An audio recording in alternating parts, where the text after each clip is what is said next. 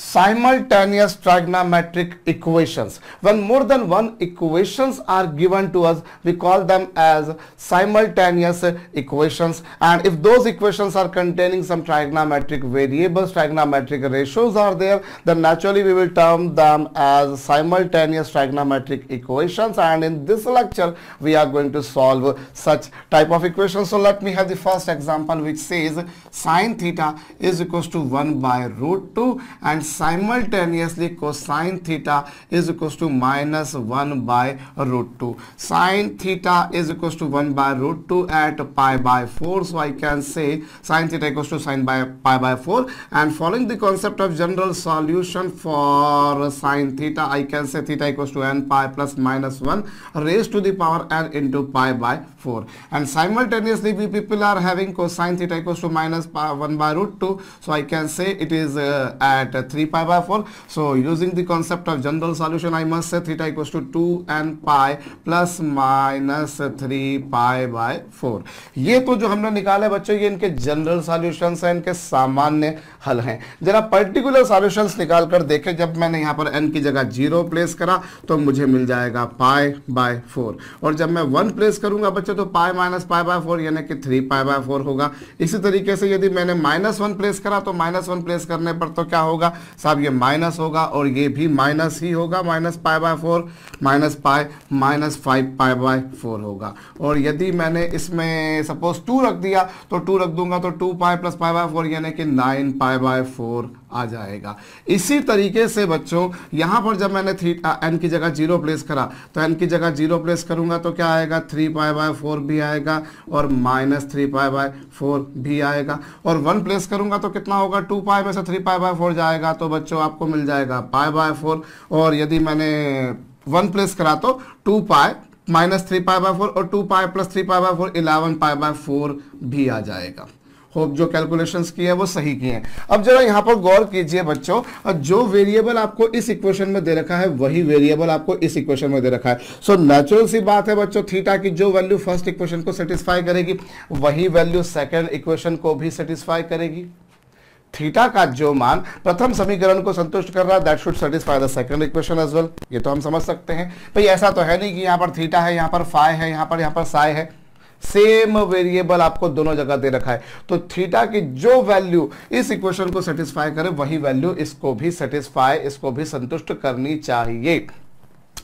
इतनी अकल हमको लग रही है. अब यहां पर देखिए तो कुछ वैल्यूज ऐसी हैं जो जब मैंने यहां पर थीटा की डिफरेंट वैल्यूज में निकाली, मैंने 4 वैल्यूज निकाली या 5 निकाली, 6 निकाली, 10 20 50 100 वैल्यूज निकाल कर देखिए. लाइकवाइज आप यहां पर भी निकाल कर देखिए, आप पाएंगे कि कुछ एक वैल्यूज ऐसी होंगी जो इन दोनों इक्वेशंस को सेटिस्फाई करेंगी, बट कुछ ऐसी वैल्यूज भी होंगी जो दोनों इक्वेशंस को सेटिस्फाई नहीं करेंगी. जैसे एग्जांपल के तौर पे पाई बाय 4 इन दोनों इक्वेशंस को सेटिस्फाई कर रहा है, 3 पाई बाय 4 भी इन दोनों इक्वेशन को सेटिस्फाई कर रहा है, लेकिन माइनस 5 पाई बाय 4 शायद हो सकता है यहां पर सेटिस्फाई नहीं करे. आप रख कर देखिए क्या माइनस 5 पाई बाय 4 इसको सेटिस्फाई कर रहा है, नहीं कर पाएगा. माइनस 5 पाई बाय 4 ने इस इक्वेशन को सेटिस्फाई कर दिया है, किंतु परंतु वो इस इक्वेशन को सेटिस्फाई नहीं कर रहा है. इसी तरीके से आपके पास में जो माइनस 3 पाई बाय 4 है, माइनस 3 पाई बाय 4 यहां रखकर देखिए वो इसको सेटिस्फाई नहीं कर रहा. भाई ये पाई बाय 4 ऐसा है जो दोनों को कर रहा है, 3 पाई बाय 4 ऐसा है जो दोनों को कर रहा है, लेकिन माइनस 5 पाई बाय 4 इस इक्वेशन को तो सेटिस्फाई कर रहा है. ऑब्वियसली इसी का सॉल्यूशन आपने निकाला है माइनस पाई माइनस, तो यहां पर कुछ सही लिखा है मैंने मेरे ख्याल से तो यस, तो इस इक्वेशन को तो सेटिस्फाई करेगा वो क्योंकि इसी को सॉल्व किया है, लेकिन वो इसको नहीं कर रहा है. ऐसे ही माइनस 3 पाई बाय 4 आप यहां पर रख कर देख लीजिए, चेक कर लीजिए चाहे तो वो इसको सेटिस्फाई नहीं कर रहा है, ऑब्वियसली इसको करेगा. सो ये तो आपको सॉल्यूशन जो निकालना वो ऐसा सॉल्यूशन निकालना जो दोनों इक्वेशंस को सेटिस्फाई करे, जो दोनों सभी गणनों को ही संतुष्ट करे. तो यहां पर ये जो गलती हो रही है, ये गलती क्यों हो रही है जरा इस बारे में हम विचार कर लें. तो गलती से मतलब ये है कि आपने जनरल सॉल्यूशन निकाला, उससे ये आ गया, इससे ये आ गया, तो आप बोले ये होगा या ये होगा. अरे आपके पास में सॉल्यूशन तो ऐसा होना चाहिए ना जो इन दोनों समीकरणों को संतुष्ट करे. और वो तो गनीमत है कि यहाँ पर 2 ही इक्वेशंस दे रखी, अगर 3 4 5 इक्वेशंस दे रखी होती और उन सब में एक ही वेरिएबल थीटा या फाई या साई कुछ होता तो नेचुरल सी बात है वो जो वेरिएबल है वो उन तमाम इक्वेशंस को सेटिस्फाई करना चाहिए था, उन दोनों तीनों चारों पांचों वगैरह वगैरह को सेटिस्फाई करना चाहिए था, उन सभी को संतुष्ट उसने करना चाहिए था. अब कुछ वैल्यूज इस इक्वेशन को कर रही हैं, कुछ इसको कर रही हैं, ऐसे तीसरी को, चौथी को, पांचवी को, लेकिन हमें तो क्या चाहिए, हमें तो वो चाहिए जो सभी को सेटिस्फाई करे। तो पहली बात तो यहां पर समझिए बच्चों, जब मैंने इसको सॉल्व किया ठीक बात है, जब मैंने इसको सॉल्व किया ठीक बात है, लेकिन यहां पर मैंने एक टेक्निकल मिस्टेक करी है कि जो इंटीजर मैंने यहां पर सपोज करा वही इंटीजर मैंने यहां सपोज करा। अव्वल दर्जे पर तो ये अपने आप में लिखना गलत है। और क्यों गलत है? क्योंकि देखिए ये दो अपने आप में इंडिपेंडेंट इक्वेशंस है, अल्टीमेटली दोनों इक्वेशंस डिपेंडेंट हैं, चूंकि दोनों साथ में दी गई हैं। इतना मैं मानता हूं कि भैया हमारा जो सॉल्यूशन है वो ऐसा होगा जो दोनों को संतुष्ट करेगा, लेकिन ये दोनों तो अपने आप में इंडिपेंडेंट इक्वेशंस है। तो यहां आपको ये लिखना गलत होगा बच्चों। पहली बात तो इसे कुछ इस प्रकार से लिखना चाहिए, 2k pi plus minus 3 pi by 4। भाई जरूरी नहीं है ना कि n की जो वैल्यू यहां रखकर निकालते हो n की वही वैल्यू यहां पर आए। भाई आप दोनों जगह पर अलग अलग वेरिएबल्स रख सकते हो, ऐसा तो नहीं है कि जो वेरिएबल यहां रखा है वही वेरिएबल यहां रखा जाए।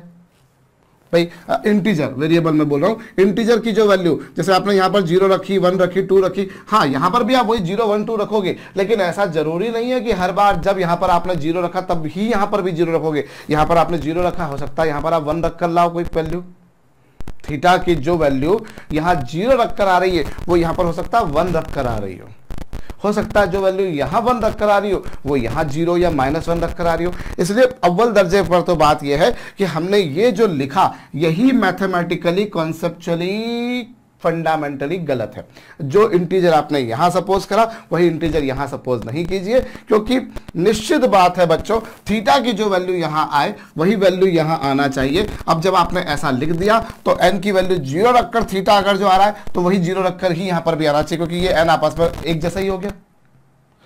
जैसे यहां पर थीटा दोनों जगह पर एक जैसा होगा, जो थीटा यहां पर आना चाहिए वही थीटा यहां पर आना चाहिए, क्योंकि वो दोनों इक्वेशंस को सेटिस्फाई करना चाहिए। ठीक उसी प्रकार से अगर आपने यहां पर ऐसा कर दिया तो ये अपने आप में गलत होगा, क्योंकि फिर n की जो वैल्यू रखकर यहां आएगा वही वैल्यू यहां रखकर आएगा। लेकिन आप देख लीजिए जो वैल्यू यहां पर 0 रखकर आ रही है वहां पर हो सकता है वो 1 रखकर आ रही है, वहां पर -1 रख कर आ रही हो। तो पहली बात तो यह है कि आपको ऐसा नहीं लिखना। आप अगर यहां पर इंटीजर n सपोज करते हो तो यहां पर k सपोज कर लीजिए, p सपोज कर लीजिए, कुछ और सपोज कर लीजिए। आप लिख सकते हैं बाद में भैया n यहां पर जो है वो एक पूर्णांक है, k जो है यहां पर साहब वो एक पूर्णांक है, इट इज एन इंटीजर। तो ये आपको मेंशन करना जरूरी है। चलिए अब वो आपने कर भी दिया, अब आपके पास में तो फिर वापस से बात इसी पर आती है, वापस से प्रश्न उसी का उठकर आता है बच्चों कि थीटा की जो तमाम पर्टिकुलर वैल्यूज आई हैं यहां पर, ऐसे ही यहां पर उनमें से कुछ वैल्यूज ऐसी हैं जो दोनों ही इक्वेशंस को सेटिस्फाई कर रही है, और जाहिर सी बात है मुझे वही चाहिए, लेकिन जो पहली इक्वेशन को सेटिस्फाई कर रहा दूसरी को नहीं, या दूसरी को कर रहा पहली को नहीं, मुझे वो तो नहीं चाहिए। भाई -5 पाई बाय 4 पे साइन थीटा की वैल्यू 1/√2 होगी, लेकिन -5 पाई बाय 4 पे बच्चों इसकी वैल्यू -1/√2 नहीं होगी। इसी तरीके से -3 पाई बाय 4 पर इसकी वैल्यू -1/√2 है, लेकिन -3 पाई बाय 4 पर इसकी वैल्यू जो है वो +1/√2 नहीं है। आप यदि साइन -3 पाई बाय 4 निकालेंगे तो साइन माइनस थीटा क्या होता है, माइनस साइन थीटा, तो ये हो जाएगा -3 पाई बाय 4 माइनस साइन, और साइन 3 पाई बाय 4 की वैल्यू होती है 1/√2, तो ये तो आ गया -1/√2, जबकि प्रॉब्लम बनाने वाले ने उसका सॉल्यूशन दे रखा है बच्चों +1/√2। जो इक्वेशन दे रखी है वो कुछ ऐसे दे रखी है। तो देखिए -3 पाई बाय 4 ने उसको सेटिस्फाई नहीं करा। ठीक उसी तरह से यदि मैंने यहाँ पर -5 पाई बाय 4 रखकर देखा तो -5 पाई बाय 4 रखा तो भैया ये कोसाइन -5 पाई बाय 4, और कोसाइन माइनस थीटा होता था कोसाइन थीटा, तो इसकी वैल्यू कुछ ऐसी आ जाएगी, और ये हो जाएगा क्या कोसाइन 5 पाई बाय 4। क्या ये सही लिखा है मैंने? चेक करूं मैं जरा। हाँ, तो यस, तो -5 पाई बाय 4 इसको सेटिस्फाई कर रहा है, मतलब इसको कर रहा है, ये इसको कर रहा है भैया, क्योंकि मैंने जब इसको रखा तो कोसाइन माइनस थीटा देखा मैंने कोसाइन थीटा, और इसकी वैल्यू क्या होगी cosine minus cosine pi by 4, मतलब ये कर रहा है। मैंने थोड़ा सा गलत कह दिया था, मुझे ऐसा लग रहा है। चेक कर लिया जाए एक बार वापस से यार। आप अगर जब इसको ऐसा करेंगे तो cosine pi plus pi by 4, हाँ कुछ ऐसा ही आएगा, और वो तो उसको सेटिस्फाई कर रहा है। और फिर भी मैं अगर कोई गलती कर रहा हूं भैया तो आप उसको संभालिएगा, सुधारिएगा और उसको मॉडिफाई कर लीजिएगा। मैं फिर से एक बार देख लेता हूं। जब मैंने यहां पर -5 पाई बाय 4 रखा तो ये आ गया, और कोसाइन पाई इसे क्या लिख सकते हैं, इसे आप लिख सकते हैं cosine pi plus pi by 4। ये सही है? यस। अभी ये सही है। अब उसके बाद में क्या होगा, कोसाइन पाई प्लस थीटा क्या होता है, माइनस कोसाइन थीटा, क्योंकि थर्ड क्वाड्रेंट में कोसाइन नेगेटिव होता है, तो ये आ जाएगा। और -1/√2, तो ये वैल्यू भी इसको सेटिस्फाई कर रही है। लेकिन 9π/4 रखकर जरा देखिए, चलिए 9π/4 रखकर देखेंगे तो क्या पिक्चर पाएंगे आप। जब आपने 9π/4 रखा तो ये क्या होगा बच्चों, कोसाइन 9π/4 को आप लिखोगे अगली स्टेप में कोसाइन π/4, क्योंकि वो क्या हो जाएगा 2π + π/4, और इसमें क्या हो जाएगा, ये हो जाएगा कोसाइन π/4, और कोसाइन π/4 की वैल्यू तो 1/√2 होती है साहब। कुल मिलाकर समरी ये है कि थीटा की कुछ वैल्यूज इस इक्वेशन को सेटिस्फाई कर रही, पर इसको नहीं कर रही, कुछ इसको कर रही, कुछ इसको नहीं कर रही। और हमारे को तो कुछ ऐसा सॉल्यूशन चाहिए, ऐसा कुछ कॉमन सॉल्यूशन चाहिए, ऐसा कुछ कॉमन जनरल सॉल्यूशन चाहिए जो दोनों को सेटिस्फाई करे। तो ये जो मिस्टेक आ रही है, जो त्रुटि आ रही है, कैसे आ रही है, क्यों आ रही है, काहे आ रही है, इस बारे में हम चर्चा करते हैं बच्चों। पहले से नोट डाउन कर लीजिए। मैं फिर बोल रहा हूं, हो सकता है मैंने कहीं लिखा हो कि यार इसको कर रहा है, इसको नहीं, लेकिन मैंने वो बात गलत बोल दी हो आपको, तो वो आप चेक कर भी सकते हैं। ठीक है साहब। एनीवेज, अब मैं ये क्यों हो रहा है मैं उस पर आता हूं। देखिए साहब, साइन थीटा पॉजिटिव कब होता है, फर्स्ट और सेकंड क्वाड्रेंट में। साइन थीटा पॉजिटिव कब होता है बच्चों, फर्स्ट और सेकंड क्वाड्रेंट में। और कोसाइन थीटा नेगेटिव कब होता है, कोसाइन थीटा नेगेटिव होता है साहब सेकंड क्वाड्रेंट में और थर्ड क्वाड्रेंट में। मानते हैं इस बात को। साइन थीटा पॉजिटिव कब होता है, फर्स्ट और सेकंड क्वाड्रेंट में। क्योंकि ये पॉजिटिव दे रखा है इसलिए मैं इसके लिए पॉजिटिव की बात पूछ रहा हूं, और ये नेगेटिव दे रखा है इसलिए मैं इसके नेगेटिव की बात पूछ रहा हूं। तो कोसाइन थीटा नेगेटिव कब होता है, कोसाइन थीटा नेगेटिव होता है सेकंड और थर्ड क्वाड्रेंट में। मतलब कुल मिलाकर एक, अब फर्स्ट क्वाड्रेंट में ये पॉजिटिव है लेकिन ये नेगेटिव नहीं है, थर्ड क्वाड्रेंट में ये नेगेटिव है लेकिन ये नहीं है। तो कुल मिलाकर अगर देखा जाए तो कॉमन केस जो बनेगा वो कब बनेगा, कॉमन केस बनेगा जब सेकंड क्वाड्रेंट में हो। Theta lies in second quadrant. इतनी बात हमको समझ में आ रही है। और सेकंड क्वाड्रेंट, और हर 2π के बाद में वैल्यू रिपीट होती है। मतलब सेकंड क्वाड्रेंट के बाद में फिर आप 4 क्वाड्रेंट वापस से चल लीजिए, सेकंड क्वाड्रेंट की बात करो, या 4 क्वाड्रेंट चल लीजिए मतलब 6 क्वाड्रेंट के बाद में फिर से 4 क्वाड्रेंट चल लीजिए मतलब 10th क्वाड्रेंट, फिर उसके बाद में 4 क्वाड्रेंट चल लीजिए मतलब 14th क्वाड्रेंट, फिर उसके बाद में 4 क्वाड्रेंट चल लीजिए मतलब 18th क्वाड्रेंट, फिर 4 क्वाड्रेंट चल लीजिए मतलब 22 quadrant, and like wise and so on. बात समझ में आ रही होगी भाई। हमें यहां पर क्या करना है, हम यहां पर ये देखें कि साइन थीटा पॉजिटिव कब होता है, फर्स्ट और सेकंड क्वाड्रेंट में जनाब। कोसाइन थीटा नेगेटिव कब होता है, सेकंड और थर्ड क्वाड्रेंट में जनाब। अब थर्ड क्वाड्रेंट में ये नेगेटिव है लेकिन ये पॉजिटिव नहीं है, ये भी नेगेटिव हो जाता है उस समय। और साथ ही में फर्स्ट क्वाड्रेंट में ये पॉजिटिव है लेकिन ये नेगेटिव नहीं होता, ये भी पॉजिटिव हो जाता है उसमें। तो हमें तो कुछ ऐसा देखना है जिसमें दोनों काम करें, मतलब ये पॉजिटिव भी हो और वो नेगेटिव भी हो। तो इससे हमें एक बात समझ में आ चुकी कि साहब ये सेकंड क्वाड्रेंट ऐसा है जिसमें ये दोनों इक्वेशन सेटिस्फाइड हो सकती हैं, और वो भी कब, सेकंड क्वाड्रेंट में। फिर उसके बाद में फिर सेकंड क्वाड्रेंट की कब वैल्यू रिपीट होगी बच्चों, 2π आप घूम फिर के वापस से जब आ जाते हो पूरा सर्कल जो चलते हो एंटी क्लॉकवाइज, तो 2π के बाद में वैल्यू रिपीट, फिर 2π के बाद में रिपीट, फिर 2π के बाद में रिपीट, और 2π मतलब क्या, 4 क्वाड्रेंट। तो सेकंड क्वाड्रेंट के बाद में वही वैल्यू रिपीट करेगी जब 6th क्वाड्रेंट में आ जाओगे, फिर वैल्यू रिपीट करेगी जब आप 10th क्वाड्रेंट में आ जाओगे, फिर वैल्यू रिपीट करेगी जब आप 14th क्वाड्रेंट में आ जाओगे। तो अब मतलब कुल मिलाकर यूं कह सकता हूं कि ये जो थीटा की जो वैल्यू आएगी जो दोनों को सेटिस्फाई करेगी, that should be belonging to second quadrant. इतनी बात समझ में आ रही है। तो सेकंड क्वाड्रेंट में साइन थीटा की वैल्यू 1/√2 कब होती है, जरा इस पर विचार कीजिए। सेकंड क्वाड्रेंट में इसकी वैल्यू 1/√2 होती है 135 डिग्री पर, यानी कि 3π/4 पर। इसकी वैल्यू नेगेटिव का, इसकी वैल्यू कब होती है 1/√2, 3π/4 पर। और यहां पर यदि हम देखें तो यहां पर क्या कोसाइन थीटा के लिए यही बात की जाए तो कोसाइन थीटा की वैल्यू -1/√2 कब होती है, नेचुरली 3π/4 पे, बिकॉज नेगेटिव वैल्यू उसकी 3π/4 पर भी होगी और 5π/4 पर भी होगी, दोनों पर होगी, है ना। लेकिन मसले वाली बात क्या है बच्चों कि हमें तो ऐसा इंटरवल लेना है जिसमें, जो ऐसा क्वाड्रेंट लेना है जिसमें दोनों इक्वेशन सेटिस्फाइड हो। तो यहां पर आप देख सकते हैं और लाइकवाइज यहां पर। तो इससे कुल मिलाकर जो जनरल सॉल्यूशन बनेगा वो क्या बनेगा, थीटा इक्वल टू कितना बच्चों, 2nπ + 3π/4। क्यों? क्योंकि हर 2 पाई के बाद में इन्होंने इनकी वैल्यू को रिपीट करना है। भाई अगर मैं इसका जनरल सॉल्यूशन निकालूं, अब इसका जनरल सॉल्यूशन निकालूं तो इसका जनरल सॉल्यूशन क्या होगा? Theta equals to n pi plus minus 1 to the power n into 3 pi by 4 ऐसा। और इधर क्या होगा? Somewhat 2k pi plus minus 3 pi by 4 ऐसा होगा। लेकिन फाइनली मुझे एक सॉल्यूशन बनाकर लिखना है, तो वो एक सॉल्यूशन कब होगा? एक सॉल्यूशन आ जाएगा हमारे पास में कितना? थीटा इक्वल्स टू कितना? 2n pi plus 3 pi by 4। ये देखिए, अब यहां पर n की वैल्यू आप डिफरेंट वैल्यूज प्लेस करते जाइए। n की वैल्यू आपने 0 प्लेस करी, 3 पाई बाय 4 आया। n की वैल्यू जब आपने क्या प्लेस करी बच्चों? 0, तो आपको कितना मिल गया? 3 पाई बाय 4। ऐसे ही अगर आपने इसमें n की वैल्यू क्या प्लेस कर दी? n की वैल्यू अगर आपने -1 प्लेस कर दी तो -1 प्लेस कर दी तो -5 पाई बाय 4।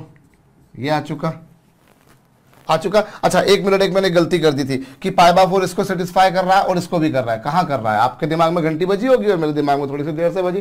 भाई मैं थोड़ा सा स्लो लर्नर हूं ना, तो देखिए यहाँ पर यह आ चुका। -5 पाई बाय 4 ने दोनों को सेटिस्फाई कर दिया।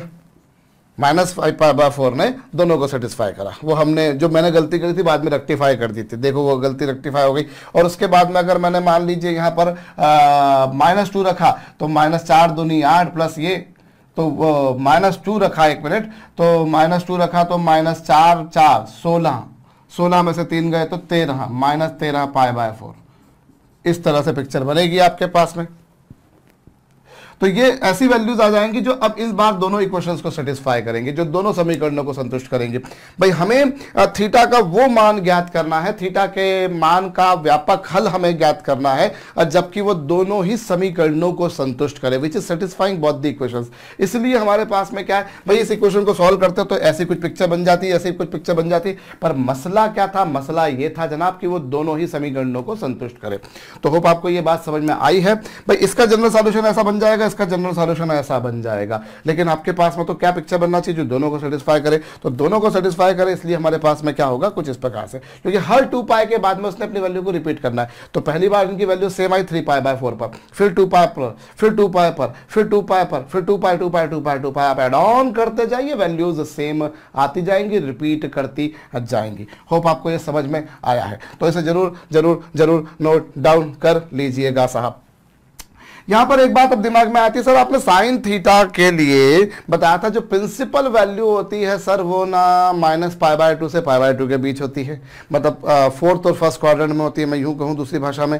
तो आप यहां पर सेकंड क्वाड्रेंट कैसे ले सकते हैं? इसी तरह से आपने कोसाइन थीटा में तो बोला था कि फर्स्ट और सेकंड क्वाड्रेंट में होता है, तो चलिए वहां तो हो गया। लेकिन यहां तो साइन थीटा जो होता है उसकी तो प्रिंसिपल वैल्यू -π/2 से +π/2 के बीच होना चाहिए। तो आपने तो 3 π/4 ले ली, बिल्कुल ठीक बात थी बच्चों, पर वो तब बात थी ना जब एक ही इक्वेशन हो, जब एक ही समीकरण हो। यहां इन दोनों इक्वेशंस को साथ साथ लेकर चलना है। These two equations are to be taken simultaneously, इन्हें एक साथ में लेकर चलना है। और जब एक साथ में लेकर चलना है तो फिर हम यहां पर उन प्रिंसिपल वैल्यूज को नहीं देखेंगे जिन प्रिंसिपल वैल्यूज को हमने इस चैप्टर के इस कॉन्सेप्ट के बिल्कुल बिगिनिंग में देखा।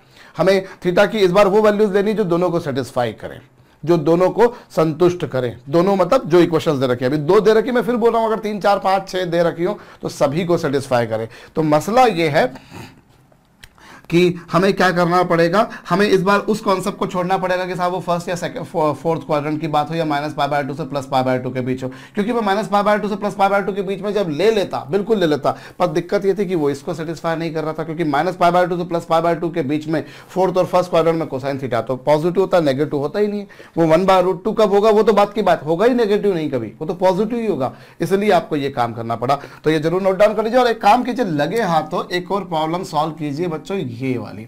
अभी वीडियो को रोक करके एक बार आप स्वयं से हल करके देखिए बच्चों। नई प्रॉब्लम मैंने आपके समक्ष लिख दी है। अब आप जरा दिमाग लगाइए, ऐसा कब होगा भाई? साइन थीटा की वैल्यू -1/√2 कब होगी? तो साइन थीटा की वैल्यू -1/√2 होगी -π/4 पे। तो हमारे पास में इसका जनरल सॉल्यूशन कुछ ऐसा बन जाएगा। मानते हैं आप इस बात को? यस।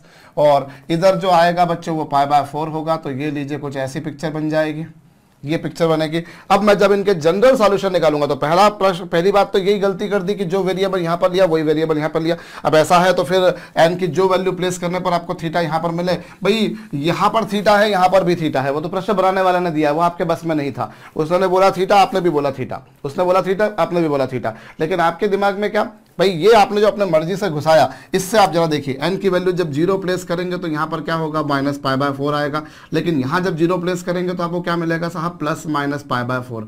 तो आपको -π/4 मिला, वहां तक तो बात ठीक थी, लेकिन +π/4 तो नहीं मिली आपको वो यहाँ पे, लेकिन यहाँ तो मिली, यहाँ तो मिली लेकिन यहाँ नहीं मिली, जबकि ऐसा नहीं होना चाहिए।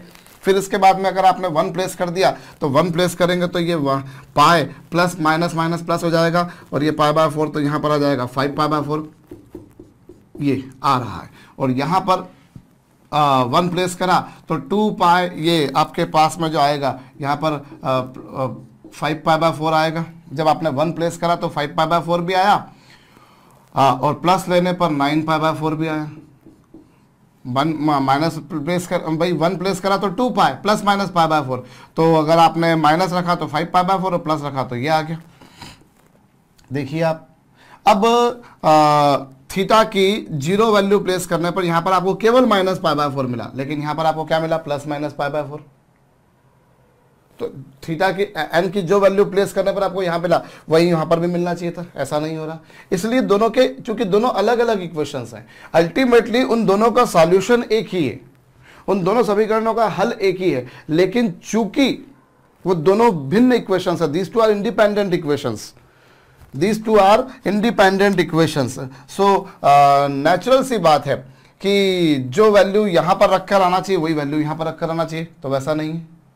इसीलिए आपको दोनों जगह पर वेरिएबल्स क्या लेके चलने पड़ेंगे बच्चों, आपको दोनों जगह पर वेरिएबल्स अलग अलग लेके चलना पड़ेंगे। तो लेट मी हैव कि यहाँ पर वेरिएबल जो है, वेरिएबल में बोल रहा हूँ बार बार, इंटीजर जिसको मैं बोलूँ, इंटीजर मैंने के पी वगैरह जो भी आपको मानना वो आप मान सकते हैं, मैंने मान लिया कुछ ऐसा, वहां पर आप मेंशन कर ही दीजिएगा कि एन एक इंटीजर है, के भी एक इंटीजर है। पर अब फिर वही बात आती है बच्चों की, अब थीटा की जो वैल्यूज यहाँ पर आ रही हैं आपके पास में, और यहाँ जो वैल्यूज आ रही हैं उनमें से कुछ वैल्यूज ऐसी हैं which are satisfying these two equations, लेकिन कुछ वैल्यूज ऐसी होंगी जो इसको करेंगे इसको नहीं करेंगे, कुछ ऐसी होंगी जो इसको नहीं करेंगे इसको करेंगे, but we should be having a solution which is satisfying both the equations. एक ऐसा हल चाहिए, हल का व्यापक मान चाहिए, व्यापक हल चाहिए जो इन दोनों समीकरणों को संतुष्ट करे, इन दोनों इक्वेशंस को सेटिस्फाई करे। तो क्या किया जाए बच्चों, क्या किया जाए इस पिक्चर में, हम जरा देखें साइन थीटा की वैल्यू नेगेटिव कब होती है। साइन थीटा की वैल्यू नेगेटिव होती है जनाब थर्ड क्वाड्रेंट में और फोर्थ क्वाड्रेंट में। साइन थीटा नेगेटिव होता है थर्ड और फोर्थ क्वाड्रेंट में, मानते हैं आप इस बात को। और कोसाइन थीटा पॉजिटिव कब होता है, कोसाइन थीटा पॉजिटिव होता है फर्स्ट और फोर्थ क्वाड्रेंट में, कुछ ऐसा होता है भाई। आप पहले तो साइन थीटा की वैल्यू क्या आएगी वो एक बात की बात, पहले तो आप ये देखें कि साइन थीटा नेगेटिव कब होता है। तो sine theta negative, sine theta falls in with negative values in third and fourth quadrant, and cosine theta falls with positive values in first and fourth quadrant. So what is that quadrant which is satisfying both the equations? So naturally this is fourth quadrant. Fourth quadrant ऐसा है जिसमें दोनों मतलब दोनों equations satisfy हो पाएंगी। और अब उसके बाद में आती है इसकी वैल्यू -1/√2 कब होगी, तो -1/√2 होगी 7π/4 पर, आप चेक कर लीजिएगा। और 2π में से π/4 सब्ट्रैक्ट कीजिए, 4 दूनी 8 माइनस यस, तो साइन थीटा की वैल्यू -1/√2 कब होगी, साइन 7π/4 पर। इसी तरीके से कोसाइन थीटा की वैल्यू 1/√2 कब होगी, कोसाइन थीटा की वैल्यू 1/√2 ऐसे तो फर्स्ट क्वाड्रेंट में भी हो रही थी, पर फर्स्ट क्वाड्रेंट में ये नेगेटिव नहीं हो रहा था, तकलीफ वहां आ गई, तो ये आ चुका। तो मतलब थीटा इक्वल्स टू 7π/4 ऐसा है जो इन दोनों ही समीकरणों को संतुष्ट कर रहा है, इन दोनों ही इक्वेशंस को सेटिस्फाई कर रहा है। तो हम क्या बोल सकते हैं 7π/4, लेकिन हर 2π के बाद में उन्होंने अपनी वैल्यू को रिपीट करना, सो आई कैन से 2nπ + 7π/4, ये ले लीजिएगा, आपके पास में कुछ ऐसी पिक्चर बन जाएगी। हाँ, यहाँ पर भी वही कई लोगों के जहन में आ सकता है कि सर आप 7π/4 लेंगे, आप 7π/4 की जगह अगर आप -π/4 भी लेते तो -π/4 भी इन दोनों को सेटिस्फाई कर रहा था। लेकिन हम क्या करेंगे उस केस में बच्चों, पॉजिटिव वैल्यू लिया करेंगे हम, मतलब 0 से 2π के बीच में ही लेंगे हम। जो लेंगे यहाँ पर वो क्या लेंगे भाई, देखो 7π/4 पर दोनों इक्वेशन सेटिस्फाइड हो रही हैं, बिल्कुल वैसे ही -π/4 पर भी हो रही हैं। लेकिन हमें क्या करना है यहाँ पर, जो थीटा इक्वल्स टू हमें अल्फा यहाँ पर जो लेना होगा, जो अल्फा हमें यहाँ पर लेना होगा वो पॉजिटिव ही होना चाहिए, मतलब वो 0 से 2π के बीच ही होना चाहिए। तो होप ये बात आपको समझ में आई है। मैं फिर से कह रहा हूं भाई साइन थीटा की वैल्यू -1/√2 -π/4 पर भी होगी, कोसाइन थीटा की वैल्यू 1/√2 -π/4 पर भी होगी यस। लेकिन हमें कौन सी वैल्यू लेनी है, हमें पॉजिटिव वैल्यू लेनी है, हमें first second third fourth quadrant में से कुछ लेनी है, 0 से 2π के बीच में लेनी है। ये कॉपी कर लीजिएगा बच्चों, मैं मिटाने जा रहा हूं और मिटा भी दिया है मैंने।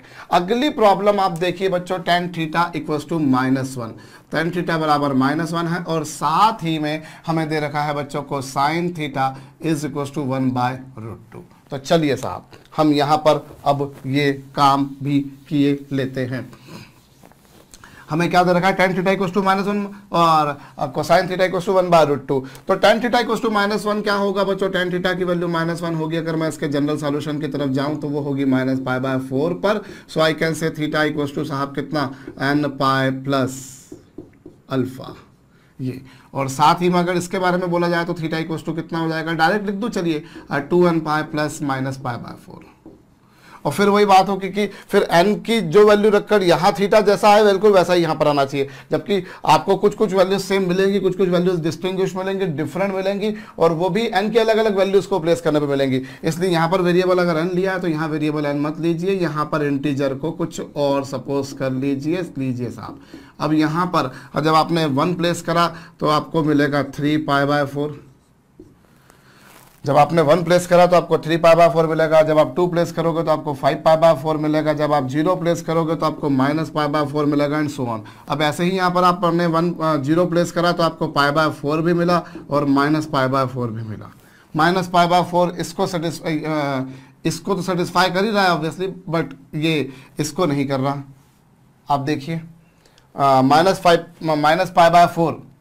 -π/4 दोनों को सेटिस्फाई कर रहा, सॉरी -π/4 दोनों को कर रहा है, आप देख लीजिए। लेकिन π/4 इसको कर रहा है, इसको नहीं कर रहा। ऐसे ही आपके पास में और भी पिक्चर बनती जाएगी। तो अभी मैंने k इक्वल्स टू 0 प्लेस करा, ऐसे 1 प्लेस करेंगे, 2 प्लेस करेंगे, -1 -2 वगैरह वगैरह प्लेस करेंगे। मानते हैं इस बात को? So some values of theta are there which are satisfying first equation but not second. Some values of theta are there which are satisfying second equation but not first. And we should be having a value of theta which is satisfying both the equations. So now again come to the question which is actually when tan theta is negative. Tan theta is negative बच्चों second quadrant में और third quadrant में, तो positive होता है। तो वो tan theta negative कब होता है, सेकंड और फोर्थ क्वाड्रेंट में। और कोसाइन थीटा पॉजिटिव कब होता है, फर्स्ट और फोर्थ क्वाड्रेंट में। tan थीटा नेगेटिव कब होता है, सेकंड और फोर्थ क्वाड्रेंट में। और कोसाइन थीटा पॉजिटिव कब होता है बच्चों, फर्स्ट और फोर्थ क्वाड्रेंट में। तो ऐसा क्या है जो दोनों के लिए हो जाए, तो ऐसा है साहब क्या, जब दोनों फोर्थ क्वाड्रेंट में हों। तो और फोर्थ क्वाड्रेंट में tan थीटा की वैल्यू 1 कब होती है, π/4 पर, मतलब 2π -π/4 या 3π/2 + π/4। सो यहाँ पर भी अगर आप देखें तो tan थीटा की वैल्यू -1 आएगी tan 7π/4 पर। ठीक इसी तरह से कोसाइन थीटा की वैल्यू 1/√2 कब आएगी, कोसाइन 7π/4 पर।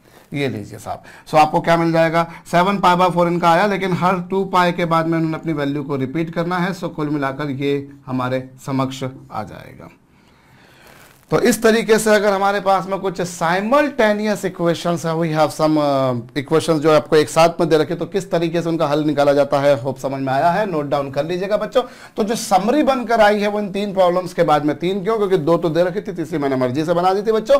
सो यदि मैं इन 3 प्रॉब्लम्स के बाद में समरी बनाऊं तो क्या होगा, यदि मुझे साइन थीटा बराबर साइन अल्फा दे रखा हो और साथ ही में कोसाइन थीटा बराबर कोसाइन अल्फा दे रखा हो, तो ऐसा हो, या फिर साइन थीटा बराबर साइन अल्फा दे रखा हो और साथ ही में मुझे टेन थीटा बराबर टेन अल्फा दे रखा हो, या फिर मुझे कोसाइन थीटा बराबर कोसाइन अल्फा दे रखा हो और साथ ही में मुझे टेन थीटा बराबर टेन अल्फा दे रखा हो। ये पिक्चर हो या ये पिक्चर हो या ये पिक्चर हो, इन तीनों में से कोई भी पिक्चर आपके समक्ष आ जाए तो आप थीटा बराबर लिखेंगे साहब 2nπ प्लस अल्फा। क्या लिखेंगे आप, theta is equal to 2nπ plus alpha, where alpha जो होगा वो आपको डिसाइड करना पड़ेगा कि वो कौन से क्वाड्रेंट का है। Naturally this alpha will lie somewhere between 0 and 2π। Theta alpha जो है वो 0 से 2 पाई के बीच में होना चाहिए। जैसे मैं एग्जांपल के तौर पर चलो एक और प्रॉब्लम बताता हूं आपको। सपोज आपको दे रखा है sine theta is equal to √3/2 minus √3/2। Sine theta की वैल्यू कितनी दे रखी है आपको? -1/√2, माइनस √3/2 आपके समक्ष ही लिखी हुई है साहब। और साथ ही में आपको दे रखा है tan theta is equal to -√3, ये लीजिए साहब, +√3। चलिए एक प्रॉब्लम सॉल्व कर लीजिए आप। अब आप जरा दिमाग लगाइए, साइन थीटा नेगेटिव कब होगा? साइन थीटा नेगेटिव होगा थर्ड और फोर्थ क्वाड्रेंट में। साइन थीटा नेगेटिव कब होगा? थर्ड और फोर्थ क्वाड्रेंट में। और टेन थीटा पॉजिटिव कब होगा? फर्स्ट और थर्ड क्वाड्रेंट में। तो ऐसा कौन सा क्वाड्रेंट है जिसमें दोनों काम करेंगे? थर्ड क्वाड्रेंट ऐसा है जिसमें दोनों काम कर रहे हैं, और थर्ड क्वाड्रेंट में दोनों काम कर रहे हैं। और थर्ड क्वाड्रेंट में साइन थीटा की वैल्यू नेगेटिव कब होगी? साइन थीटा की वैल्यू इस पर कब होगी? तो वो होगी 60 डिग्री, 180 डिग्री प्लस 60 डिग्री, यानी पाई प्लस पाई/3, 4π/3। होप जो कर रहा हूँ वो सही कर रहा हूँ, ये है। और ऐसे ही यहाँ पर भी पाई प्लस पाई/3, तो tan थीटा इक्वल टू कितना? tan 4π/3। तो यहाँ पर क्या आ जाएगा? थीटा इक्वल टू कितना आ जाएगा? 2n pi plus alpha.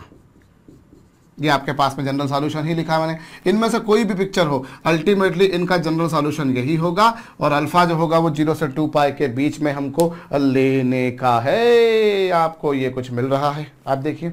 चलिए एक और प्रॉब्लम आपको कराता हूं। जैसे आपको मैंने बोला कि sine theta is equal to 1/√2 and tan theta is equal to -1/√3। पूछिए, सॉल्व कीजिए इसको। अब साइन थीटा पॉजिटिव कब होगा? साइन थीटा पॉजिटिव होगा फर्स्ट और सेकंड क्वाड्रेंट में होगा। और रही बात बच्चों tan थीटा की वैल्यू नेगेटिव, तो tan थीटा नेगेटिव होगा सेकंड और फोर्थ क्वाड्रेंट में। तो कुल मिलाकर इनका जनरल सॉल्यूशन क्या बनकर आ गया? हमको इतना तो समझ में आ गया कि वो सेकंड क्वाड्रेंट में। अब सेकंड क्वाड्रेंट में इसकी वैल्यू 1/√2 कब होती है? पाई/4 पर। तो पाई/4 मतलब पाई माइनस पाई/4, तो ये हो जाएगा sin 3π/4। देख लीजिए। और यहाँ पर tan थीटा की वैल्यू नेगेटिव कब होगी? सेकंड क्वाड्रेंट में। सेकंड क्वाड्रेंट में -1/√3 मतलब 150 डिग्री पर, 150 डिग्री मतलब 5π/6। सो tan थीटा बराबर आ रहा है कितना? tan 5π/6। चेक कर लीजिएगा, मैंने गलती तो नहीं करी है भैया।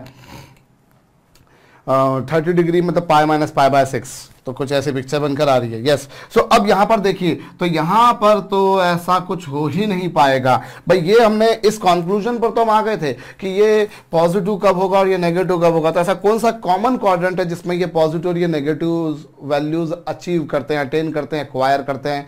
तो क्या आ रहा है? वो सेकंड क्वाड्रेंट। लेकिन ये 1/√2 कब आ रहा है? वो 3π/4 पर आ रहा है। और ये -1/√3 कब आ रहा है? 5π/6 पर आ रहा है। तो स्वाभाविक बात है कॉमन क्वाड्रेंट तो डिसाइड हो गया, लेकिन वैल्यूज कॉमन नहीं आ पा रही है। मतलब these equations have no solutions. ये ध्यान दीजिए, साइन थीटा बराबर साइन अल्फा, यहां पर अल्फा है, यहां पर भी अल्फा है। लेकिन अगर आपसे कोई पूछ ले कि चलिए साहब साइन थीटा बराबर साइन अल्फा, और साथ ही में आपको दे रखा है cosine theta is equal to cosine phi, तो इन इक्वेशंस का कोई भी सॉल्यूशन नहीं है। These two equations have no general solution, no common solution, no solution at all.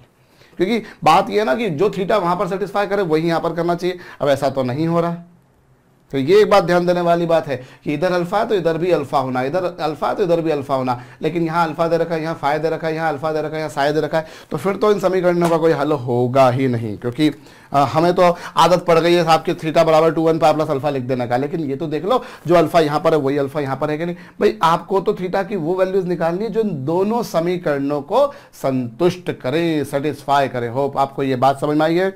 Note down कर लीजिएगा बच्चों। हम एक्चुअली साइमल्टेनियस ट्राइग्नोमेट्रिक इक्वेशंस देख रहे हैं बच्चों। और साइमल्टेनियस ट्राइग्नोमेट्रिक इक्वेशंस, पहली बात तो ये कि भैया जब एक से ज्यादा इक्वेशंस हैं तो साइमल्टेनियस, और ट्राइग्नोमेट्रिक रेशियोज या वेरिएबल्स के तो साइमल्टेनियस ट्राइग्नोमेट्रिक इक्वेशंस। ये तो हम लेक्चर के बिल्कुल बिगिनिंग में भी बोल चुके। लेकिन अब यहाँ पर जो है इस तरह की क्वेश्चंस जो होती हैं वो ऐसी भी होती है जिनमें एक ही वेरिएबल हो, जैसा कि पहली दो प्रॉब्लम्स में दे रखा था। लेकिन कई बार ऐसा भी होता है कि वेरिएबल्स एक से ज्यादा हों। May be some simultaneous trigonometric equation which are containing more than one variable, जिनमें एक से अधिक चर हों। जैसे कि आप यहाँ पर देख सकते हैं कि अगली जो आपके पास में कुछ प्रॉब्लम्स नजर आ रही हैं आपको, उनमें एक से ज्यादा वेरिएबल्स हैं। तो चलिए हम लोग तीसरे नंबर की प्रॉब्लम उठाते हैं। 10x minus Y is equal to 1, ये आपके पास में आया। तो ये कब होगा बच्चों? 10 की वैल्यू 1 कब होगी? 10 की वैल्यू 1 होगी पाई बाय 4 पर। तो इसको हम बोल सकते हैं कि x minus Y is equal to कितना होगा? n pi plus pi by 4। ये लीजिए साहब, ये आपके पास में ऐसे कुछ पिक्चर बनकर आ गई। और दूसरी इक्वेशन जो दे रखी वो दे रखी cosine x plus Y is equal to root 3/2, ये आ गया। तो यहाँ पर से x plus Y equal to कितना आ गया? x plus Y equal to आ गया साहब यहाँ से 2n पाई प्लस माइनस इसकी वैल्यू रूट 3/2 कब होती है? 30 डिग्री पर, यानी कि पाई बाय 6 पर। ये लीजिए साहब, ये आपके पास आया। और फिर मैं बात बोलूंगा, यहाँ पर फिर से हम ये गलती कर रहे हैं कि जब हमने यहाँ पर इंटीजर को n सपोज करा, भाई ये दोनों अपने आप में इंडिपेंडेंट इक्वेशंस है। इन दोनों का जो सॉल्यूशन है वो इन दोनों को आपस में डिपेंडेंट बना रहा है। इनका जो सॉल्यूशन है वो इनको आपस में डिपेंडेंट बना रहा है, लेकिन दोनों इक्वेशंस तो अलग अलग हैं। दोनों इक्वेशंस तो अलग अलग हैं। तो जो इंटीजर आपने यहां लिया वही इंटीजर यहां लेना गणित के नियमों से सरासर गलत है बच्चों। यहां पर हमें कुछ ऐसा लेना चाहिए कि x plus Y equal to क्या? 2k पाई प्लस माइनस ये। Obviously n and k they both are nothing but integers, दोनों पूर्णांक है। ठीक साहब, तो ये 10 पाई बाय 4 से पिक्चर ये बन गई और उससे ये पिक्चर बनकर आ गई आपके पास में। समझ में आ चुका होगा मेरे ख्याल से आपको ये। अब आपको क्या करना है? इन दोनों इक्वेशंस का सॉल्यूशन निकालना है, मतलब x की वैल्यू निकालनी है और y की वैल्यू भी निकालनी है। तो चलिए हम इसमें यहाँ प्लस भी लेना है माइनस भी लेना है। पहला केस ले लेते हैं जब इनमें प्लस साइन हो, जब यहाँ पर कौन सा साइन हो? प्लस साइन हो। सो पहली इक्वेशन क्या बनकर आ रही है? x minus Y is equal to n pi plus pi by 4। और दूसरी इक्वेशन जो आ रही है वो आ रही है x plus Y is equal to 2k pi plus pi by 6। ये लीजिए साहब, अब इन दोनों इक्वेशंस को ऐड कर दीजिए। जब इन दोनों इक्वेशंस को ऐड करेंगे तो माइनस वाई से plus Y cancel, x plus X will result into 2x। और यहाँ पर यदि आप देखेंगे तो ये n plus 2k into pi हो जाएगा। और ये पाई बाय 4 प्लस पाई बाय 6, इसमें आप मल्टीप्लाई करेंगे 3 का, इसमें 2 का मल्टीप्लाई करेंगे तो कुल मिलाकर हो जाएगा 5 पाई बाय 12। क्या मैंने सही किया है? मेरे ख्याल से तो मैंने सही किया, चेक कर लीजिएगा भैया। अगर वो कुछ ऐड करने में गलती कर दो तो यहाँ पर 3 का मल्टीप्लाई होगा, 4 और 6 का एलसीएम 12 आएगा। यहाँ पर 3 का मल्टीप्लाई होगा, यहाँ पर 2 का मल्टीप्लाई होगा, 5 पाई बाय 12। ये अगर मैं इसमें मिस्टेक कर जाऊँ तो भैया उसको आप संभाल लीजिएगा। x बराबर क्या होगा? n plus 2k upon 2 into pi plus 5 pi upon 24। This is the value of x।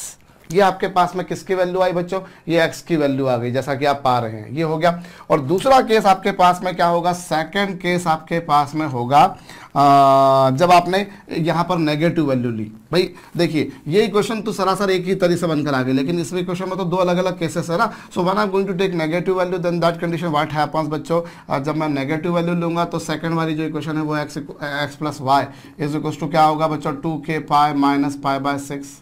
और फर्स्ट इक्वेशन जो है वो क्या होगी?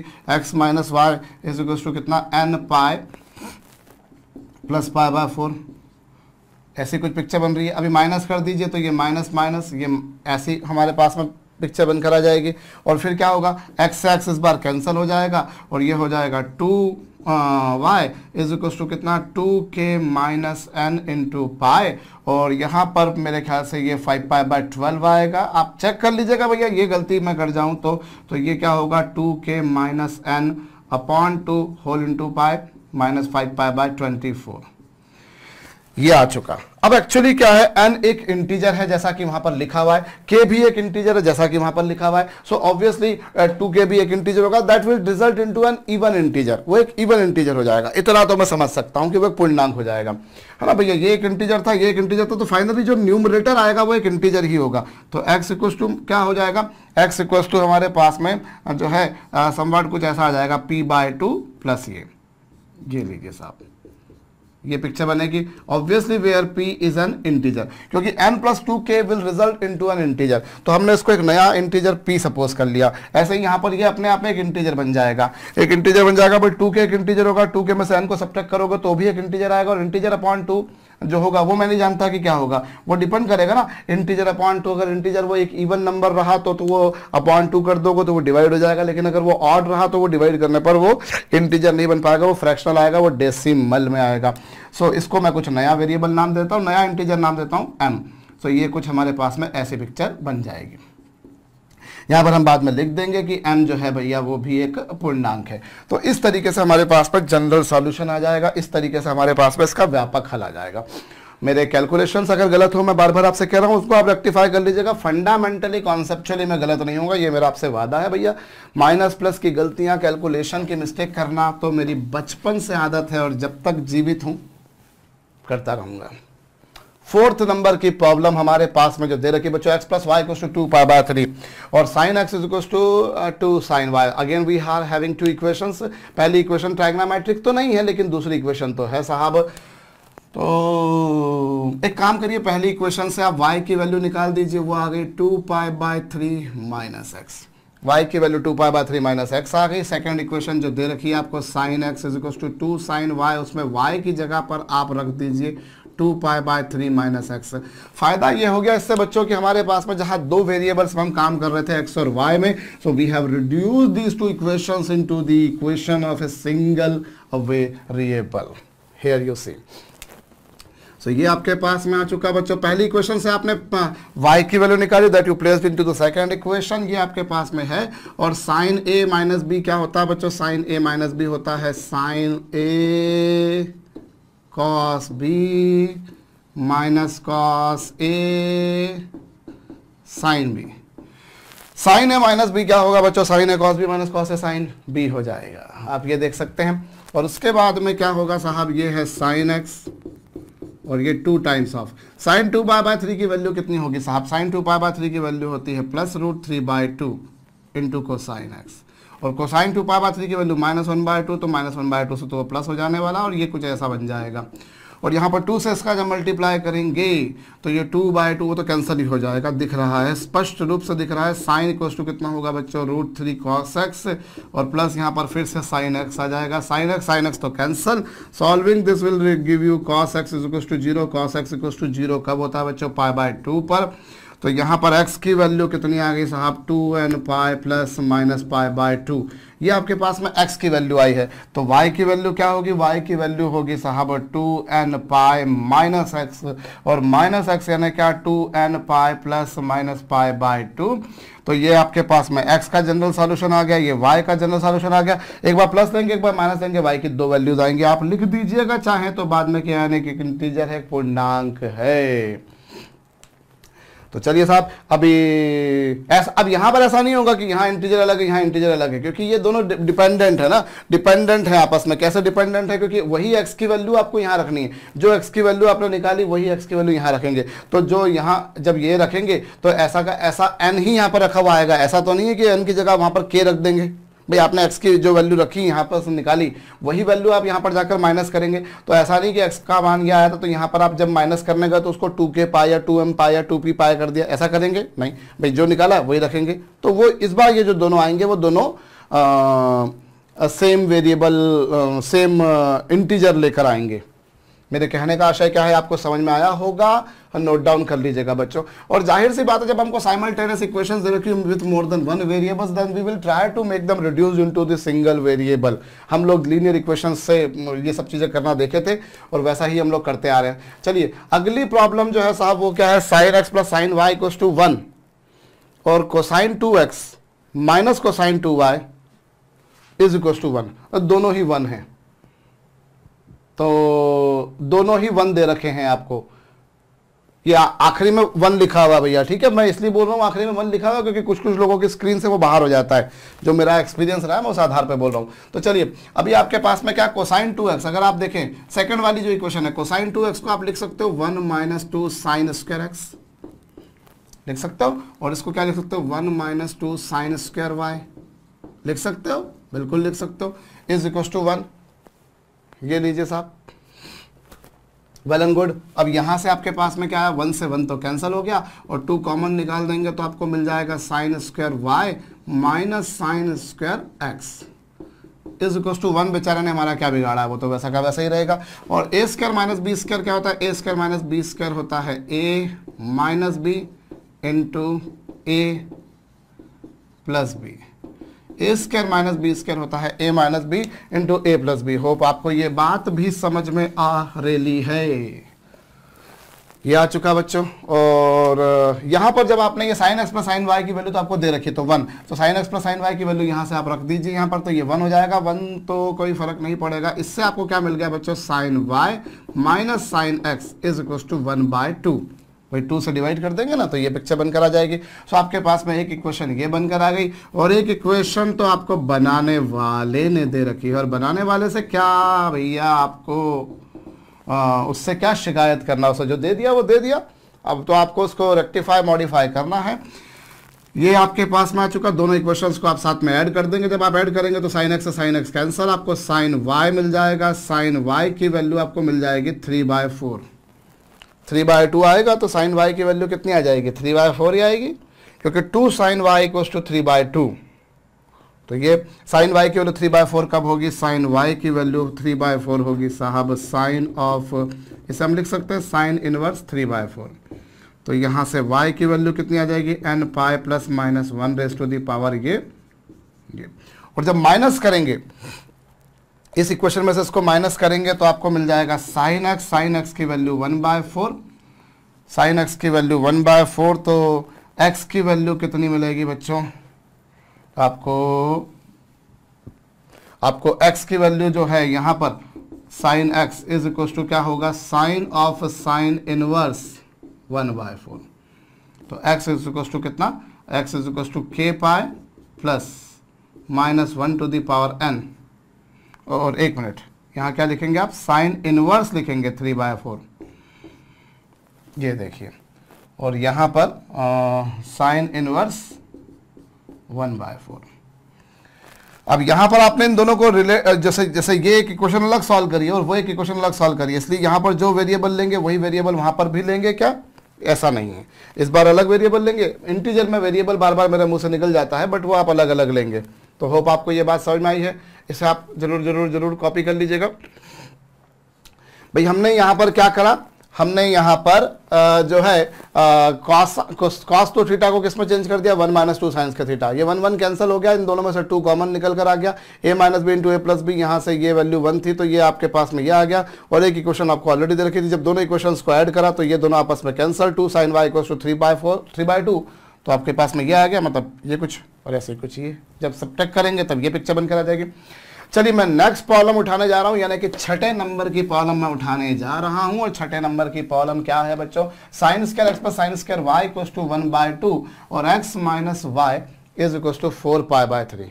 तो यहां पर भी वही काम किया जाए बच्चों। हम एक काम करें, एक्स बराबर क्या लिख सकते हैं या वाई बराबर क्या लिख सकते हैं, वाई बराबर हम लिख सकते हैं एक्स माइनस 4π/3।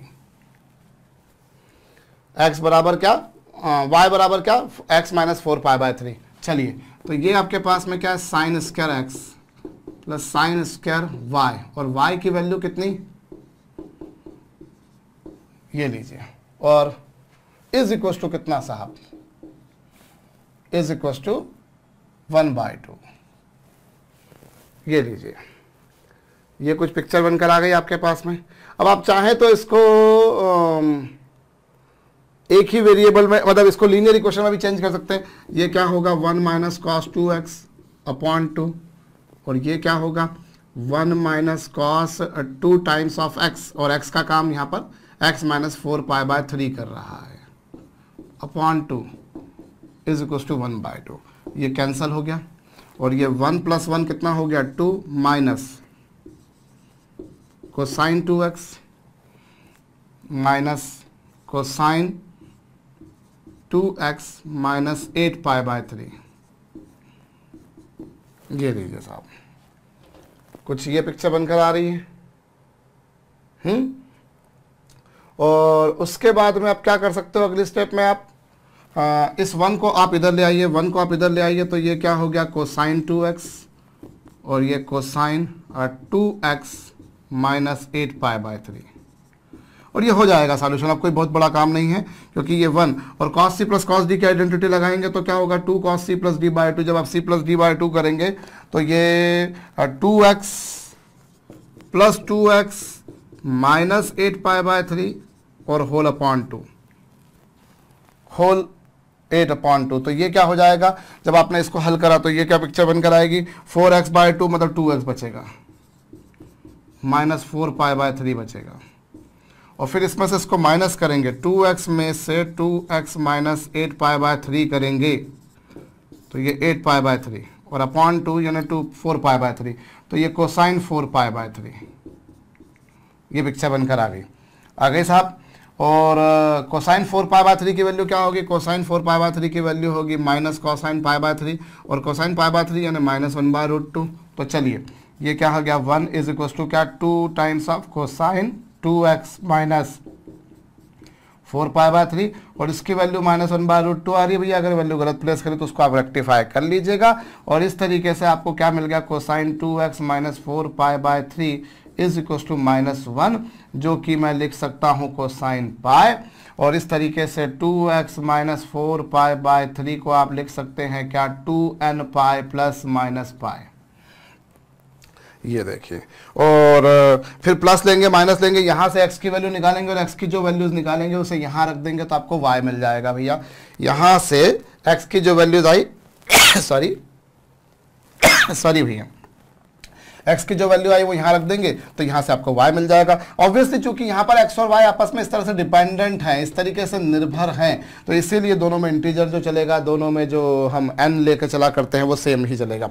मैं एक बार फिर से समझा रहा हूँ बच्चों, हमने साइंस का थीटा सॉल्व करने के हो सकता है आपके जहन में और भी तरीके आए हो, आपने इससे भी ज़्यादा सुंदर सुशील तरीकों से हल कर दिया हो भैया। मेरे दिमाग में जो तरीका है मैंने वो लगा दिया, आपने लीनियर इक्वेशन में चेंज कर दिया, 2 दोनों तरफ कैंसिल हो गया, आपको 1 + 1 मिलेगा 2 और यहाँ पर ये और इसको इधर को इधर ले आए, माइनस वालों को दोनों का RHS पे ले गए। cos c plus cos d की आइडेंटिटी लगा देने से हुआ फायदा ये कि एक लीनियर इक्वेशन में तब्दील हो गई है। तो चलिए, तो ये 6 क्वेश्चन था बच्चों। मैं 7th क्वेश्चन का मुलायजा फरमाऊं उससे पहले 6th को जरा मैं इस बोर्ड पे से पूरी तरह से साफ कर दूं, मिटा दूं, हटा दूं, चलिए साहब निपटा दूं। अगली बात जो आ रही है 7th नंबर की वो बोलती है x + y = π/4। सो फिर वहां पर वो वही पिक्चर बनेगी। ये काम करते चलिए, इस बार हम कुछ ना ऐसा करते हैं कि हम 10x + y निकाल देते, तो 10x + y की वैल्यू क्या होगी, 10x + y की वैल्यू होगी जनाब 10x + 10y upon 1 - 10x × 10y। 10x + y = कितना, ये हमारे पास आया और ये x + y की वैल्यू दे रखी π/4। प्रश्न बनाने वाले ने दे रखी है, बनाने वाले से क्या शिकायत करना। और 10x + 10y की वैल्यू आपको दे रखी 1 - 10x × 10y, ये आ चुका। और 10 π/4 की वैल्यू 1 होती है, तो इससे आपको क्या मिल गया 1 - 10x × 10y = 1। 1 से 1 cancel, solving this will give you 10x × 10y = 0। और 10x × 10y की वैल्यू 0, 10x × 10y की वैल्यू 0 कब होगी, जब 10x 0 हो या फिर 10y 0 हो या फिर दोनों 0 हो, या तो 10x 0 हो या 10y 0, either of this to = 0, दोनों भी 0 हो सकते, कोई बात नहीं। तो 10x = 0 करोगे तो x = n पाई आएगा और x = n पाई आएगा तो y बराबर क्या होगा बच्चों, अगर x = n पाई तो y बराबर क्या होगा, y बराबर होगा π/4 - n पाई। ये कुछ आ जाएगा आपके पास में, आ जाने वाला है, बिल्कुल आ जाने वाला है। और यदि हमने क्या कर दिया, या तो ये पिक्चर बनेगी या फिर ये पिक्चर बनेगी, मतलब इसका सॉल्यूशन ऐसा कुछ बनकर आएगा, या फिर हमारे पास में क्या होगा y = k पाई, अब ये दोनों अलग अलग इक्वेशन है इसलिए यहाँ पर दोनों अलग अलग लेके चलना पड़ा। y = k पाई प्लेस करेंगे तो x बराबर क्या होगा, x बराबर होगा π/4 - k पाई। चलिए साहब कॉपी कर लीजिएगा। नेक्स्ट प्रॉब्लम उठा रहा हूं, आप चाहो तो फिर वहां पर भी ऐसा कर सकते थे कि y की value in terms of x रखाएं, तो चलिए हम वो भी करके देख लेते हैं। y की वैल्यू क्या होगी π/4 - x, तो ये क्या है 10x प्लस 10, ये क्या हो जाएगा 10π/4 - x, जैसा कि हम पिछले प्रॉब्लम्स में करते आ रहे हैं, इज इक्वल टू 1। और 10a - b की आइडेंटिटी क्या होती है, कंपाउंड एंगल जिसे हम बोलें 1 - 10x upon 1 + 10x is equal to 1। इसका ऐसा मल्टीप्लाई करेंगे तो ये 10x होगा प्लस 10² होगा प्लस 1 होगा माइनस 10x होगा और इज इक्वल टू क्या होगा बच्चों 1 + 10x। ये लीजिए, इस तरीके से हम कर लेते हैं। अब इस तरीके से करेंगे तो 1 से 1 कैंसल और ये 10x से 10x तो ये हो ही चुका है और ये क्या हो जाएगा 10x को इधर लेकर आ गए तो यहाँ पर ये 10x - 1 इज इक्वल टू 0। अब उससे क्या आएगा, या तो 10x = 0 आएगा। अब 10x = 0 आएगा तो यही पिक्चर बनकर आ जाएगी, या फिर 10x = 1 आ जाएगा। और 10x = 1 आएगा तो ऑब्वियसली ये वाली पिक्चर आएगी, क्योंकि अगर 10x = 1 तो ऑब्वियसली अगर 10x = 1 तो 10y = 0, 10y = 0, तो देखो वही है। तो ये आ चुके सॉल्यूशन वही। इस तरीके से चल लीजिए, उस तरीके से चल लीजिए, बात तो एक ही पड़ेगी। अब मैं 8th नंबर की प्रॉब्लम को उठाऊं भैया। 8th नंबर की प्रॉब्लम कहती है 3 sin² x + 2 sin² y = 1 and 3 sin 2x - 2 sin 2y, वहां पर स्क्वायर दे रखा है और यहां पर ये वेरिएबल्स दो है। अच्छा, इस बार आपको जनरल सॉल्यूशन नहीं निकालने को बोला, इस बार उन्होंने बोला है कि फाइंड x + 2y, जबकि x और y दोनों 0 से π/2 के बीच में, मतलब फर्स्ट क्वाड्रेंट में, मतलब एक्यूट एंगल है। मैं दूसरी भाषा में यूं भी बोल सकता हूं, है ना। सो चलिए, जो सेकंड इक्वेशन दे रखी है उससे 3 sin 2x minus is equal to 2 sin 2y, ठीक है, ये आ गया। अब आप एक काम कीजिए, चलिए इस इक्वेशन को भी अभी देखते हैं बाद में। हम ये जो 3 sin² x है, इससे मैं क्या 1 - cos 2x / 2 लिखूं तो मैथमेटिकली कोई गलती है, हरगिज नहीं है। इसी तरीके से मैं इसे लिखूं 1 - cos 2y / 2, तो इसमें कुछ गलती है, हरगिज नहीं है। अब यहाँ क्या होगा, 3 और 2 5 होते हैं, -3 cos 2x होता है, -2 cos 2y होता है, होता नहीं है, दिया हुआ इसलिए मैं लिख रहा हूँ, ये आ गया। चलिए साहब, और 3 का 1 में मल्टीप्लाई करा 3 आया, 2 का 1 में मल्टीप्लाई करा 2 आया, 3 + 2 5 होते हैं, -3 cos 2x। हाँ भैया ये ठीक है, 2 एलसीएम लेने के बाद में वहाँ पे RHS पे चला गया, तो ये पिक्चर बनकर आ गई, ये पिक्चर बनकर आ गई। एक पिक्चर आपके पास में वो है, एक पिक्चर यहाँ पर ये है। हाँ अच्छा ठीक है, अब एक काम करो और ये इसको इधर लेकर आ जाओ, तो ये 3 हो गया, 3 बराबर क्या 3 cos 2x + 2 cos 2y। सो आपके पास में एक इक्वेशन ये थी, बनाने वाले ने दे रखी, तो एक इक्वेशन ये बनकर आ गई। वहां पर sin 2x था, यहाँ cos 2x था, वहां पर sin 2y। हाँ, एक काम करिए, ये हो गया हमारे पास में। अब आप एक काम कीजिए, इसे भी इक्वेशन 1 नाम मत दीजिए, अभी मैं इसमें थोड़ा सा मैनिपुलेशन कर रहा हूँ बच्चों, मैं इसमें थोड़ा सा चेंज कर रहा हूँ। क्या चेंज कर रहा हूँ, इसको मैं लिख सकता हूँ sin 2x / sin 2y is equal to 2/3। देखिए sin 2x अपॉन में इसको लेगा तो ये आ गया, इससे मैंने इक्वेशन 1 नाम दे दिया, इससे 1 नाम दे दिया, देख सकते हैं आप, ये देखिए, इससे मैंने ये नाम दे दिया। अब मैं काम करता हूं, ये जो इक्वेशन है सेकंड वाली, अभी इसको भी मैं ऐसा का ऐसा नहीं, मैं इसको भी सेकंड नाम नहीं देता, इस पूरी इक्वेशन को मैं डिवाइड कर देता हूं बाय 3। मैंने इस पूरी इक्वेशन को 3 से डिवाइड किया, 3 से डिवाइड करूंगा तो ये 3 से 3 डिवाइड किया तो ये 1 आ गया, और ये 1 हो गया, और यहां पर ये आया 2/3 cosine 2y, ये आ चुका। यस, अब आप एक काम कीजिए, वो जो 2/3 की वैल्यू इक्वेशन 1 से आई थी वो यहां रखिए, 1 = cosine 2x + 2/3, और इसको क्या लिख सकता हूं मैं, sin 2x / sin 2y into cosine 2y। LCM ले लीजिए, एलसीएम लेने के बाद में sin 2y यहाँ आ जाएगा, तो ये sin 2y आ गया, और यहाँ पर क्या हो गया, ये sin 2y cosine 2x + sin 2x cosine 2y, ये आया। और ये क्या होगा, LHS पर तो sin 2y ही रहा, लेकिन RHS पर अगर देखा जाए तो वो हो गया sin 2x + 2y। यही कुछ आ रहा है मेरे ख्याल से, मैंने गलती नहीं करी हो तो। मुझे क्या चाहिए, x + 2y, ठीक है, चलिए ये हो गया। अब आपको क्या मिल गया, sign 2y equal to this. अब ये इससे क्या सॉल्यूशन बनकर आ गया, इससे इसका सॉल्यूशन बनकर आ गया, इसको अगर मैं थीटा सपोज कर लूँ, इसे मैं अल्फा सपोज कर लूँ, तो साइन थीटा बराबर साइन अल्फा कब होता है, साइन थीटा बराबर साइन अल्फा होता है जब थीटा बराबर होता है n पाई प्लस -1 की पावर n इंटू अल्फा, और अल्फा है यहाँ पर ये। अब आपने जब 1 प्लेस करा,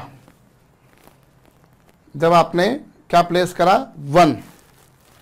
1 प्लेस करेंगे तो आपको मिलेगा 2x plus 2y is equals to साहब 1 प्लेस करा तो ये पाई माइनस 2y, हाँ हो गया। तो 2x plus 4y is equals to pi आ चुका, तो x plus 2y is equals to कितना आ जाएगा बच्चों, पाई बाय 2।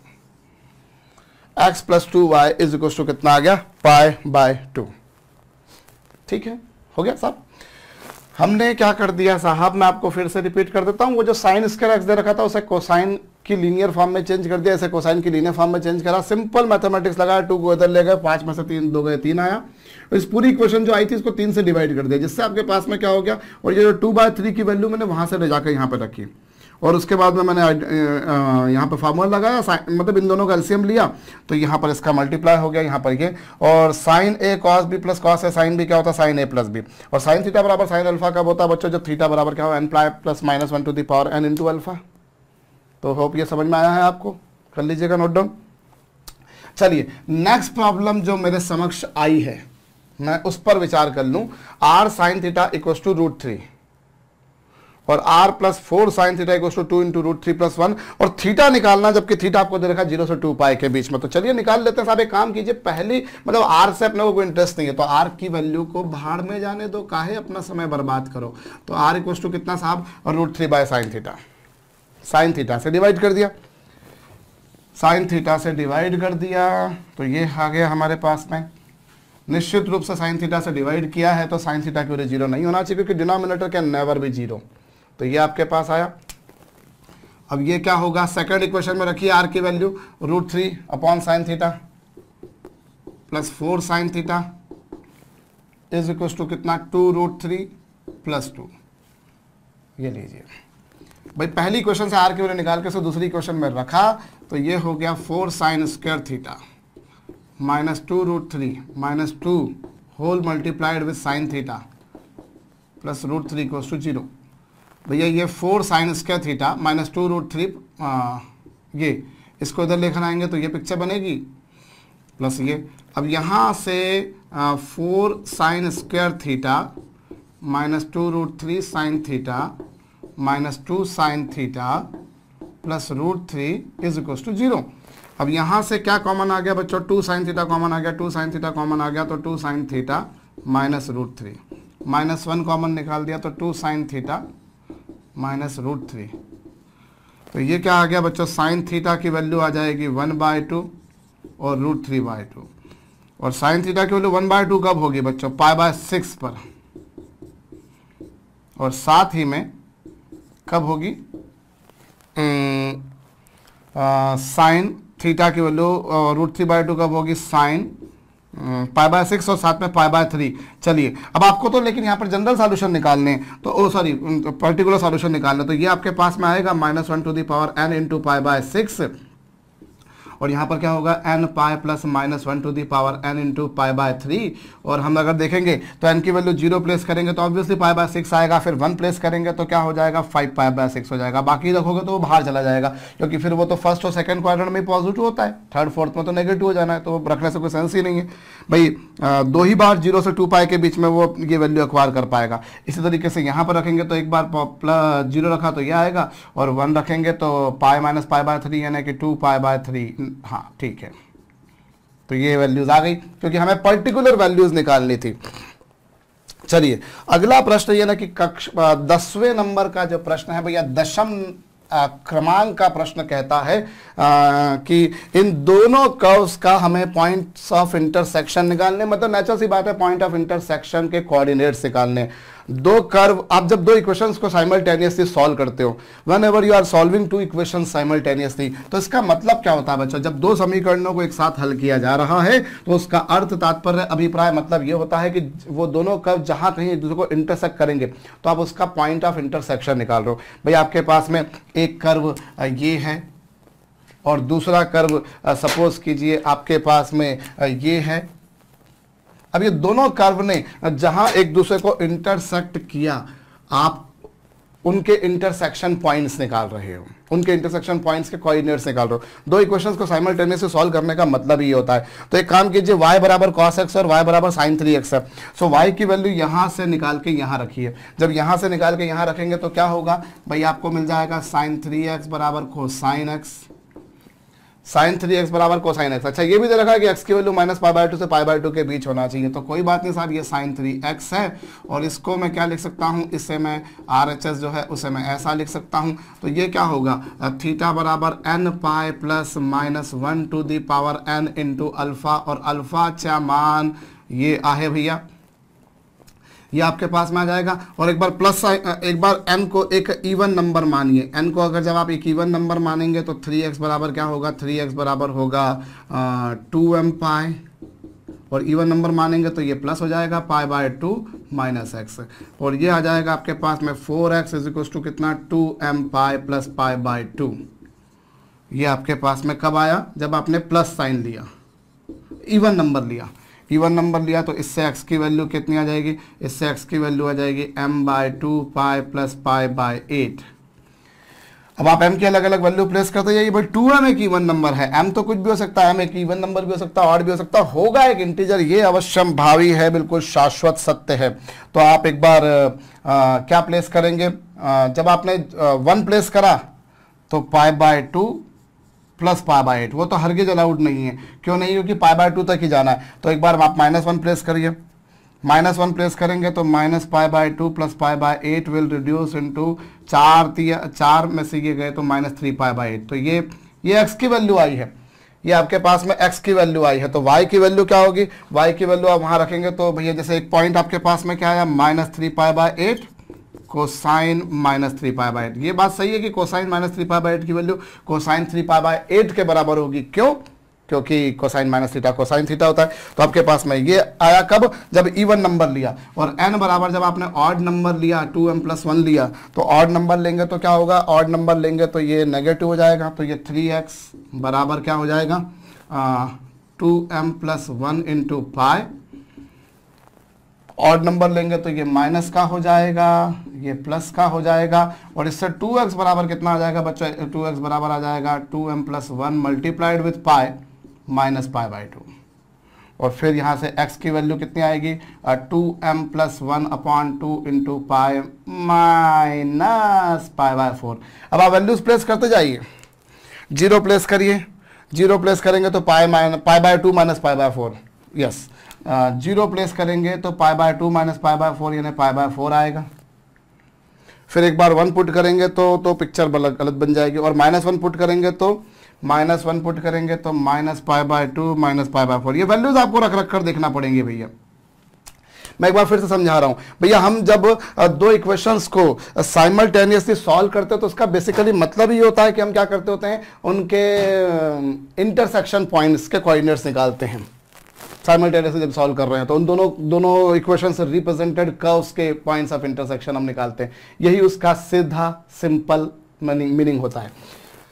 तो यहां पर ये पिक्चर बनकर आई। अब आपने एक बार n बराबर एक इवन नंबर माना, इवन नंबर माना तो आपको क्या मिलेगा, जब ये इवन नंबर मानेंगे तो -1 की पावर, इवन नंबर मतलब वो तो हो जाएगा पॉजिटिव, तो ये पॉजिटिव हो गया, ये इधर आ गया। अब यहाँ पर अगर आपने 1 प्लेस कर दिया तो पिक्चर ही कुछ अलग बन जाएगी, तो π/2 को बियॉन्ड चली जाएगी, और -1 प्लेस करा तो आ रहा है। ऐसे ही आप 2 रखकर देखिए, -2 रखकर देखिए, फिर यहाँ पर भी वही पिक्चर बनेगी भैया। फिर एक बार ऑड नंबर लेंगे तो ये माइनस का हो जाएगा और ये प्लस का हो जाएगा। अब आप 0 प्लेस करेंगे तो π/2 माइनस π/4 आएगा, लेकिन आपने 1 प्लेस करा तो वो तो बड़ा हो जाएगा। और -1 रखकर देखिए, तो -1 रखकर देखेंगे तो माइनस π/2 माइनस π/4, ये वैल्यू भी उस इंटरवल में नहीं आएगी, क्योंकि हमें वैल्यू जो लेनी है वो क्या लेनी है बच्चों, उस इंटरवल की लेनी है, और फिर जो x की वैल्यू आई है वो हम रखेंगे, तो कॉरस्पॉन्डिंगली y की वैल्यू cos x या फिर sin 3x से आ जाएगी। बस ये ध्यान रखना है कि जो वैल्यू आ रही है x की वो -π/2 से +π/2 के बीच आना चाहिए। ये वैल्यू आ रही है, ये वैल्यू भी आ रही है, क्या कोई और वैल्यू आ रही है? यस। m की वैल्यू अगर आपने 0 प्लेस कर दी यहाँ पर, यदि m की वैल्यू 0 प्लेस कर दी तो आपको क्या मिल जाएगा बच्चों, m की वैल्यू 0 प्लेस कर देने पर आपको मिल जाएगा π/8, तो ये भी उस रेंज में आएगी। अच्छा, ये अभी आपने जो निकाली है x की वैल्यूज, ये केवल x की वैल्यूज निकाली हैं, ये केवल x की वैल्यूज निकाली हैं। अकॉर्डिंग टू y की वैल्यूज, आई रिपीट बच्चों, y बराबर cos x में रख देंगे आप तो आपको मिल जाएगी। तो पॉइंट्स ऑफ इंटरसेक्शन के कोऑर्डिनेट्स क्या होंगे भैया, π/4 कोसाइन π/4, कोसाइन π/4 की वैल्यू आप निकाल के रख ही सकते हैं। इसी तरीके से क्या होगी बच्चों, -3π/8, और वो तो मैंने यहाँ पर लिखा भी था, तो चलिए इसको लिखने में समय बर्बाद नहीं करूँ। और तीसरी वैल्यू जो आ रही है, तीसरा जो पॉइंट ऑफ इंटरसेक्शन आ रहा है इन दोनों कर्व्स का, वो आ रहा है π/8 कोसाइन π/8। इस तरीके से और भी चेक कर लीजिएगा साहब, कोई वैल्यू x की छूट तो नहीं गई जो -π/2 से +π/2 के बीच है।